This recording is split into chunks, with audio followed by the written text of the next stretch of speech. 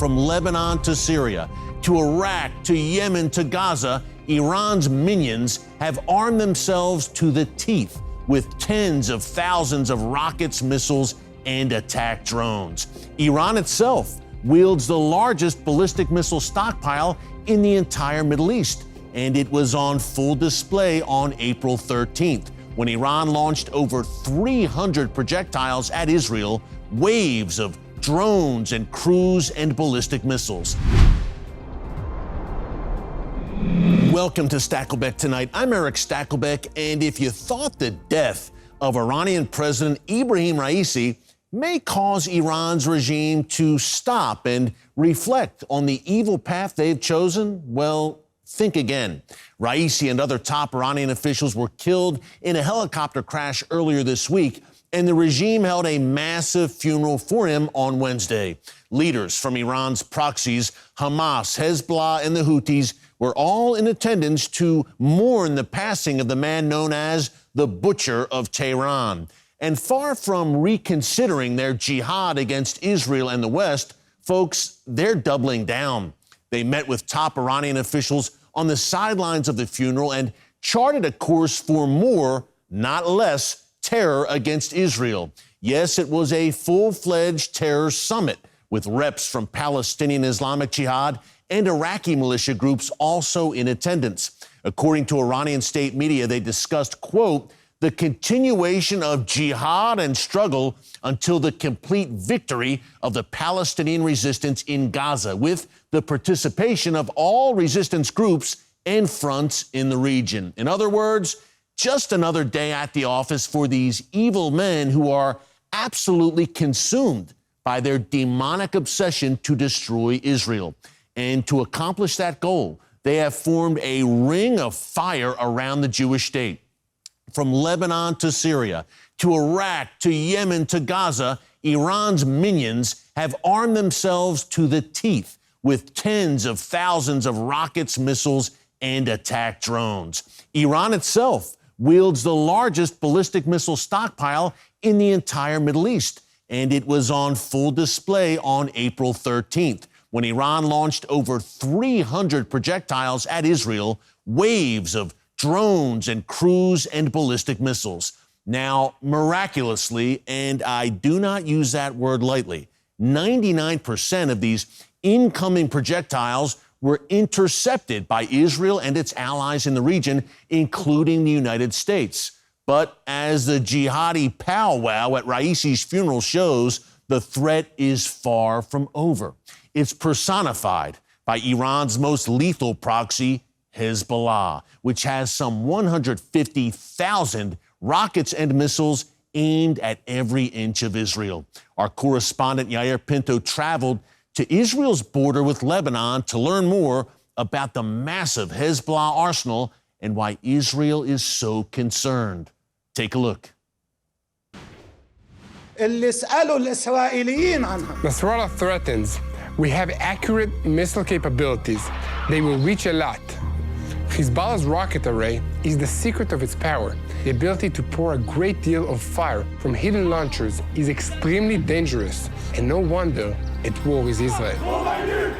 Today, we will take a deep look at the terrorist organization's rocket array, see what advantages, disadvantages, and natural limitations it has.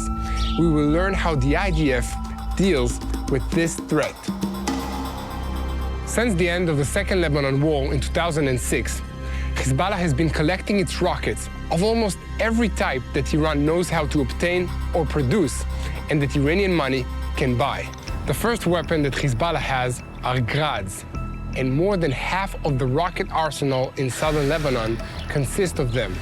These are 122mm rockets with a range of 20 to 40 kilometers. Their accuracy is very low. Now, that does not make Hezbollah nervous. The idea of a large artillery barrage is to intimidate Israel, not necessarily to hit the target. The second weapon is one level above these. These are the heavy rockets. Here, too, there is a name that we know and intercept very well, the Iranian-made Fajr 5, which the terrorist organization Hamas shoot from Gaza to a range of up to 75 kilometers. In addition, Hezbollah operates Khaber-1 rockets with a range of 100 kilometers. They are joined by a more powerful weapon, rockets called Zilzal-1 and 2. These are Iranian upgrades of the Russian Luna rocket with a range of up to 210 kilometers. Both rockets have a large 600-kilogram warhead, but their structure and flight path are no more complicated to intercept than a normal rocket. At the end of the Iranian artillery pyramid are guided ballistic missiles called Fatah 110, which have a range of 250 kilometers and more.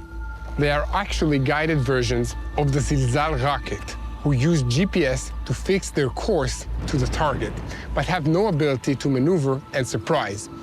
It is a more accurate weapon than others, which on paper can hit a specific building. Keep in mind that the little civilian on the home front has nothing to think about these precision missiles. The whole idea of a precision weapon is to hit something specific. Some of the rockets will be launched from launch pits, and many others will be launched from a variety of mobile launchers.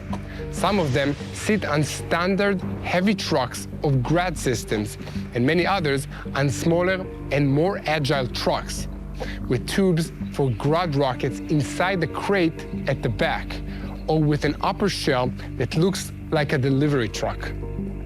I know that number, 150,000 rockets, is very scary, but let's put it through some field tests and see how it can manifest itself in the current war. Do you know where most of these 150,000 rockets are? Lying in warehouses, bunkers, tunnels, and vehicles that are themselves stored in hidden spots. Not everything can be loaded without being exposed, and no weapons depots is exempt from an Israeli airstrike.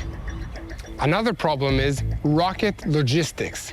It is not easy to handle so many rockets and so many launchers, which are spread over an area that is 5 times larger than the Gaza Strip. Our solution to Hezbollah's rockets on the front is to intercept them using the most effective anti-missile array in military history. In conclusion, I will mention that Hezbollah is a determined and dangerous enemy, which is very aware of its limitations and knows that it is much more profitable to threaten with 150,000 rockets than to fire 150,000 rockets. But I think that it's important to remember, and this is something that I personally believe, whatever will happen, the only thing that will defend Israel and the Jewish people is God. It's not our army, not our advanced capabilities, it's God. So please join us in prayer that God will protect the people of Israel, and join us in prayer for the peace of Jerusalem. Amen. Thanks again to Yair for that very informative piece. Folks, clearly, Israel has a major problem on its hands with this Iranian-backed ring of fire led by Hezbollah.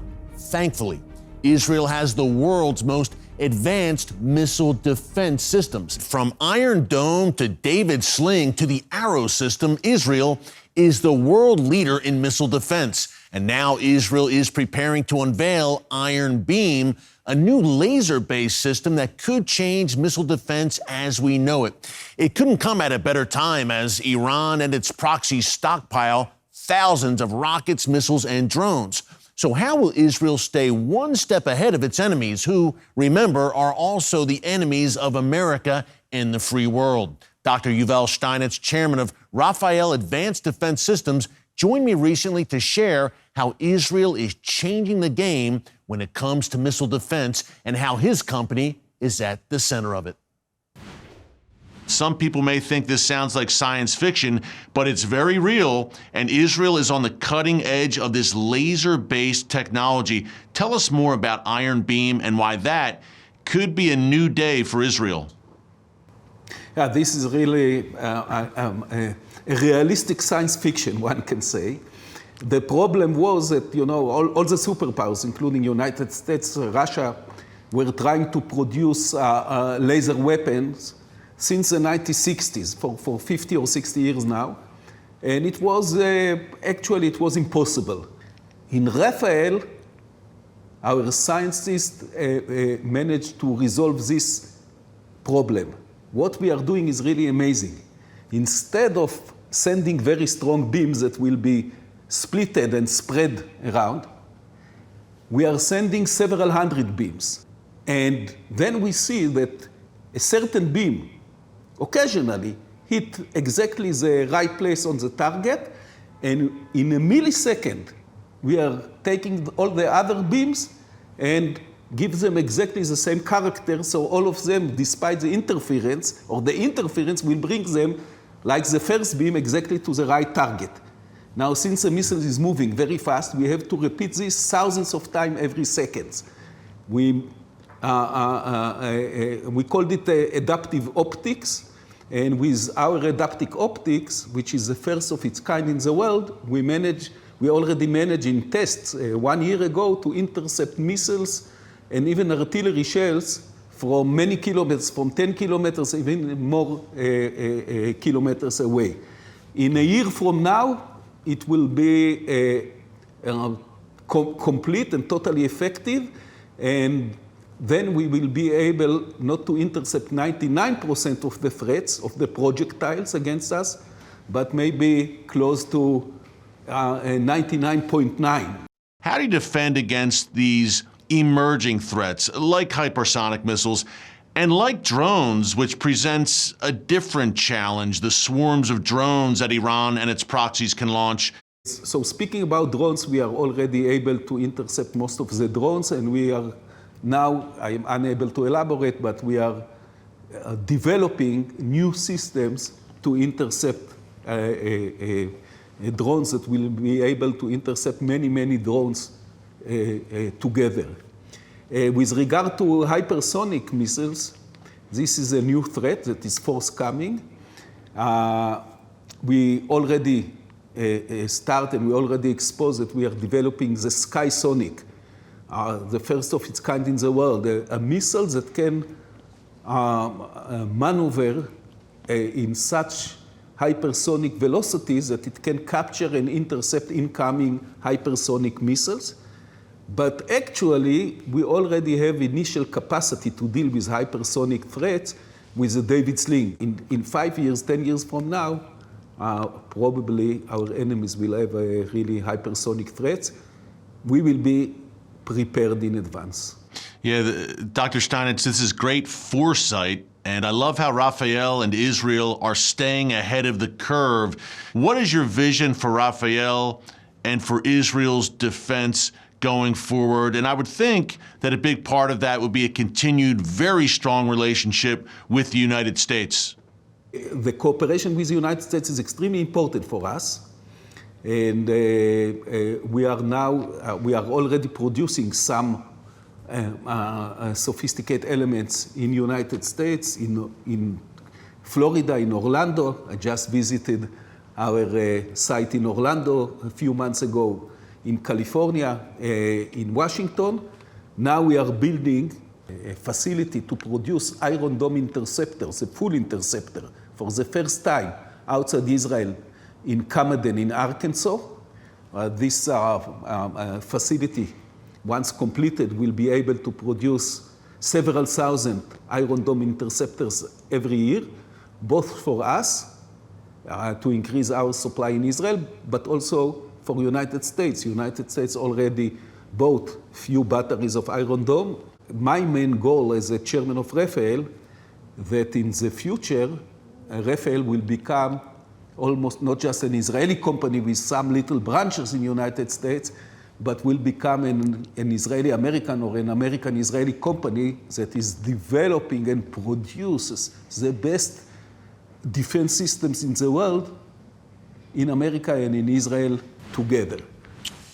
Very important point there by Dr. Steinitz about the U.S.-Israel relationship. The United States has contributed well over $1 billion to the Iron Dome missile defense system, and we pray that support continues, not only for Israel, but for the sake of America as well. Why do Iran's leaders do what they do. What do they believe? Reza Safa was raised a radical Muslim in Iran, and he joined me recently on TBN Praise to break down the ideology behind the terror, plus how he's spreading the gospel to millions of Iranian Muslims through his work at TBN Nejat. Take a look. Hey, let's start with the state of play, I guess you would say, in the Middle East right now. We have Israel at war with Hamas, potentially a war with Hezbollah, and the Iranian regime kind of lurking behind all of this. You're an Iranian native. We'll talk about that in a bit as well. Can you talk about the Iranian regime, not the people of Iran, but this regime's hand in all the chaos unfolding in the region right now? Eric, in 1979, the Islamic Khomeini and his gang, small gang of people, took over the government, and they brought, you could say, the resurgence of the Islamic faith of the 7th century, of Muhammad's ideology. When Muhammad came to power, the one group that resisted him stronger than any other group, even his own tribe, was the Jewish community of Yathrib. They said that Jehovah God, you cannot be a prophet of Jehovah God. And that resistance caused revelation come to Muhammad against the Jewish people. Wow. And by the time Muhammad was died in Medina, all the 3 tribes of the Jewish faith were completely destroyed.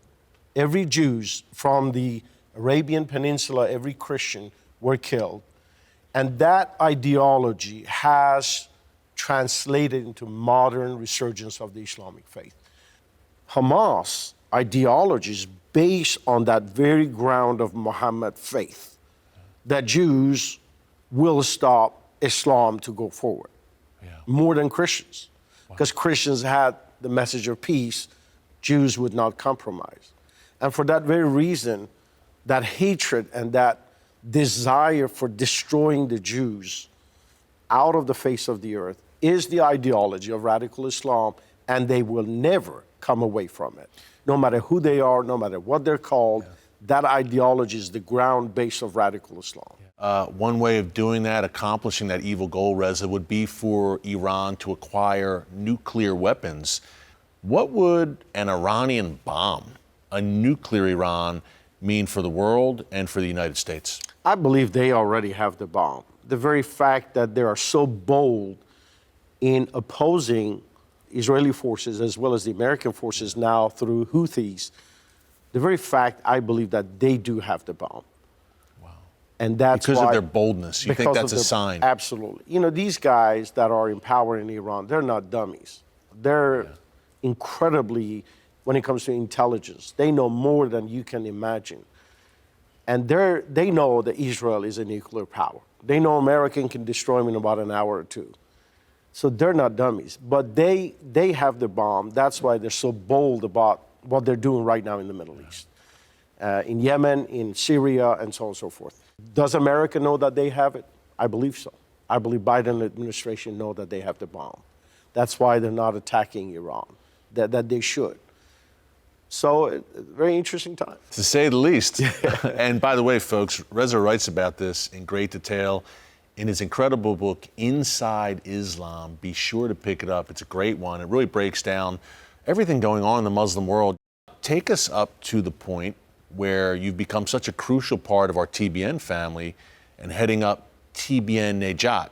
Tell us what TBN Nejat is and your work there and how it's blessing the Muslim world. The first broadcast that went out in 2003, it was a Sunday morning. I was sitting in my office at the church I started in Tulsa, Oklahoma, waiting for the service. The phone call came in from Iran, and a Muslim want to accept the Lord. Then there was another call. They want to accept the Lord. Half an hour program went out there, and so many calls came in that week that we had to add 3 more lines to our phone lines.